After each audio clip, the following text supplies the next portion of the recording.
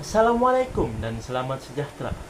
Hari ini saya akan berkongsi sintesis daripada 3 artikel berbeza tentang kaunseling kumpulan dan bagaimana ia membentuk pandangan saya untuk amalan masa depan.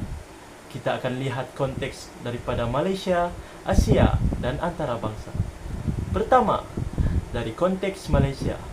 Artikel ini menekankan keberkesanan terapi tingkah laku kognitif ataupun CBT dalam setting kumpulan. Idea utamanya ialah pembinaan kemahiran berstruktur. Dalam praktik, ini bermakna kita mengintegrasikan modul CBT seperti ubah suai kognitif dan pengiktirafan tingkah laku ke dalam sesi kumpulan. Ini sangat relevan dengan budaya kita yang kolektivistik, di mana semangat berkongsi dan harmoni kumpulan boleh dimanfaatkan. Fokus pada kemahiran praktikal ini juga membantu mengurangkan stigma terhadap kesihatan mental.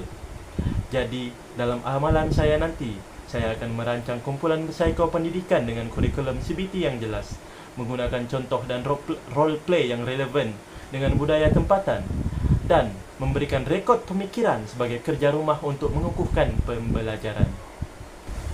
Kedua, dari konteks Asia, khususnya Indonesia. Artikel ini menemui bahawa gabungan terapi kumpulan terapeutik TGT dan terapi kognitif CT adalah lebih berkesan.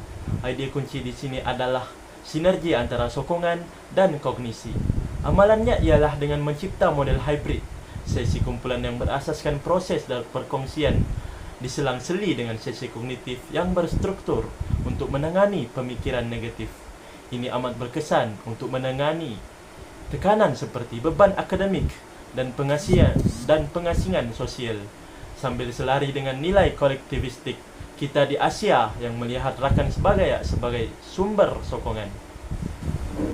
Berdasarkan ini, dalam kelompok saya nanti, saya akan membimbing kumpulan yang menggabungkan aktiviti interaktif dengan latihan kognitif, menggunakan buku kerja untuk klien menjejak pemikiran automatik mereka, dan melibatkan keluarga melalui sesi psikopendidikan selari untuk sokongan yang lebih holistik. Yang ketiga, yang terakhir, dari konteks antarabangsa, yaitu Brazil. Fokus artikel ini bukan pada klien, tapi pada pembangunan profesional kita sebagai fasilitator. Idea terasnya ialah amalan reflektif melalui penyelidikan naratif. Teori dan amalannya ialah dengan menggunakan naratif bertulis tentang sesi kumpulan kita sebagai alat untuk latihan dan penyeliaan rakan sebaya. Ini menjadikan tempat kerja sebagai makmal pembelajaran, terutama untuk pasukan pelbagai disiplin, dan mengalihkan fokus kita daripada semata-mata hasil kepada memahami proses dinamik kumpulan seperti corak komunikasi dan rintangan. Oleh itu, untuk perkembangan profesional saya sendiri, saya akan menyimpan jurnal reflektif menggunakan naratif ini sebagai asas perbincangan penyeliaan dengan rakan sekerja dan menganalisisnya untuk mengenal pasti keperluan latihan dan bidang yang perlu saya perbaiki.